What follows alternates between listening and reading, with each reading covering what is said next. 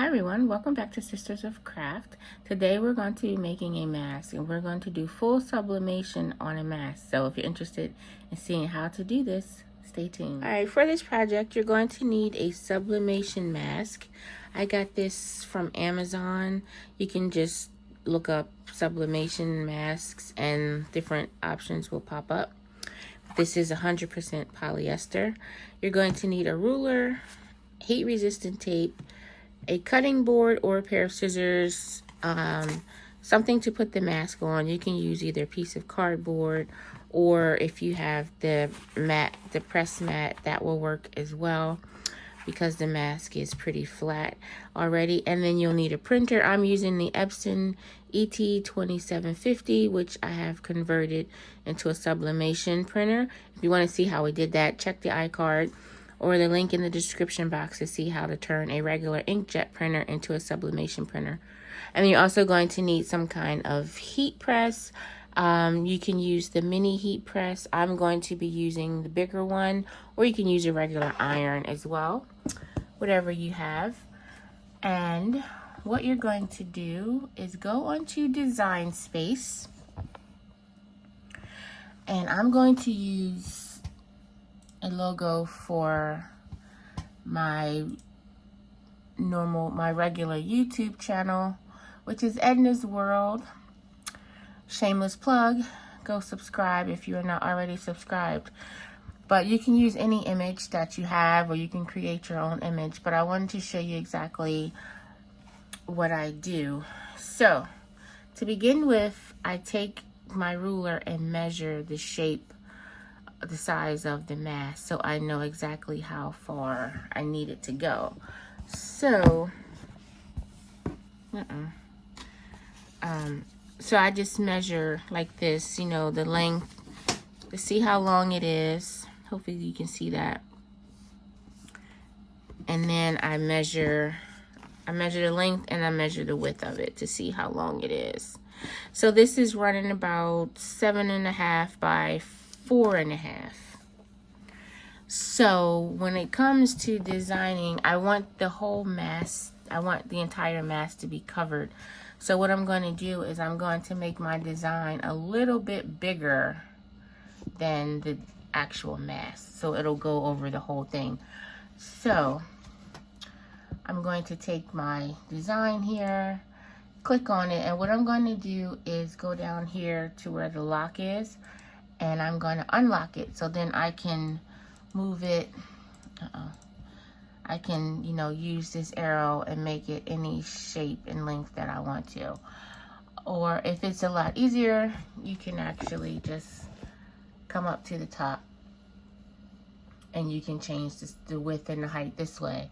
So it said 7.5 by 4.5. So I'm going to actually make this 8.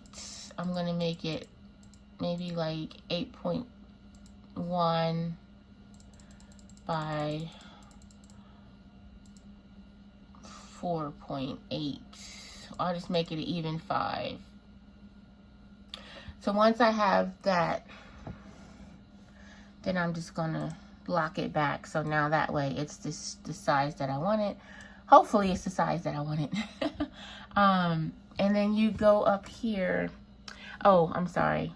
Make sure that it is under print, then cut. You want to make sure it's a print and cut, not just a regular cut, because you're going to send it to your printer. So that's how you decide how you want it. And because I want it to be bigger than the shape of the mask, I just, you know, measure and then make it a little bit bigger.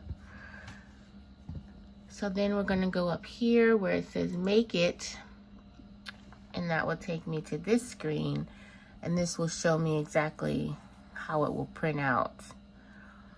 And then you always want to make sure that you mirror your project. And you see it flipped it the other way. So then down in the corner here, I'm going to click continue. And this will pop up and I'm going to send it to my printer. So once you click send to printer, this should pop up, and then the printer that you have should pop up here, number of copies you want, and then you click print. So let's print it out.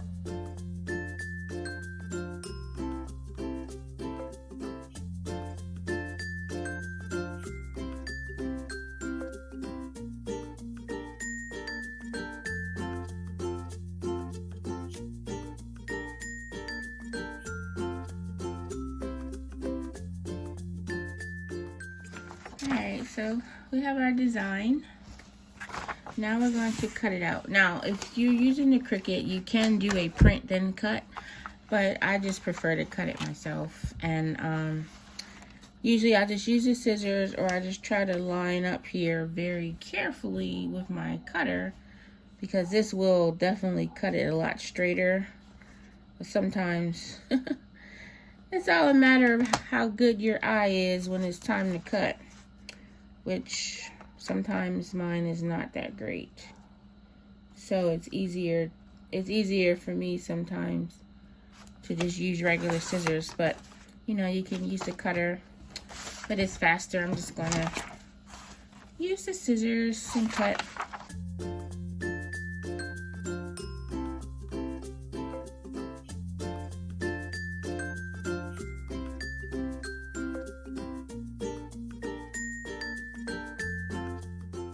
So once you cut that out, next thing we're gonna put it on the mask. Okay, so put the mask down.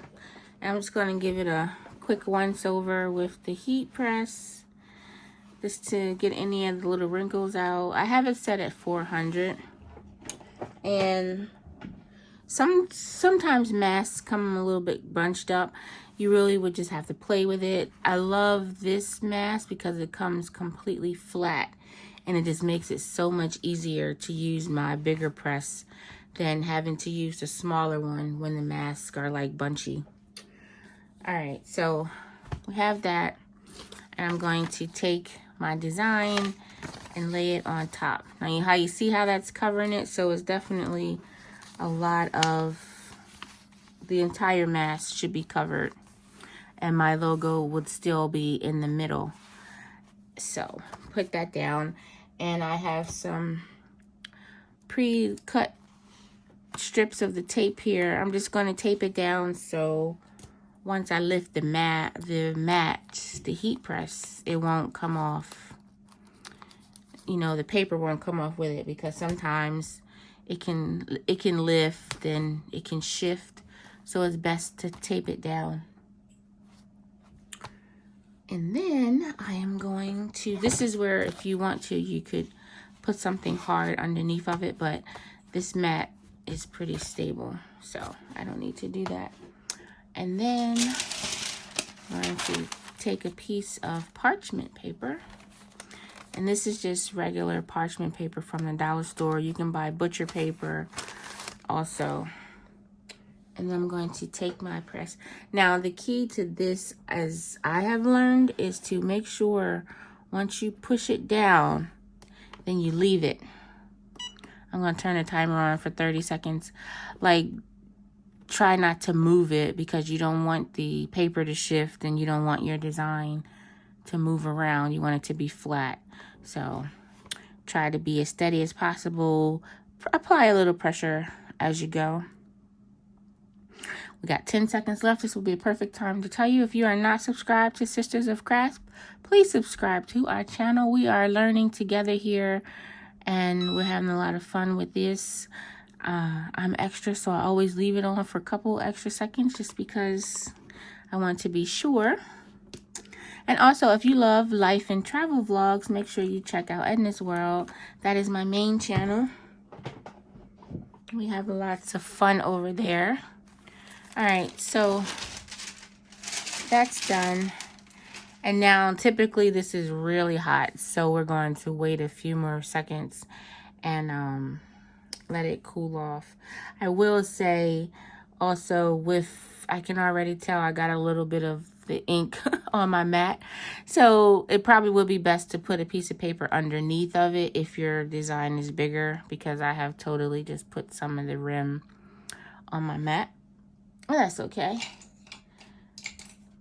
And then if it's still warm, if you're impatient like me, I take my little tweezy tools and I can lift it like that. But you see it's already coming.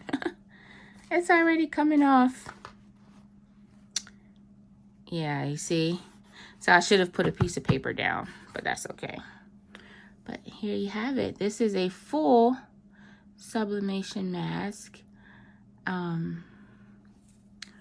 I probably could have made the design a little tiny bit smaller. You see it's a little bit here, but that's okay. That's perfectly fine, but it has it entirely covered and it looks great. There we have it. You can see the entire picture. You can see the words, everything down here. And as you can see with the mat, as I was saying, this is a learning channel. Learn from my mistakes. We're learning together. And I just learned that I need to put paper down when it's fully, because the bottom or the top will get on there. But this is awesome. Look at that. The colors came out really nice and clear, nice and bright, and you have a full mask. There you have it. Thank you so much for watching. If you enjoyed this video, please give me a thumbs up. I hope it was helpful in any way to you. And if you have any questions or if you have any great tips for us, leave a comment down below. Be sure to hit that subscribe button. Make sure you hop over to Edna's World and subscribe to my main channel. And we'll see you in our next video. Bye.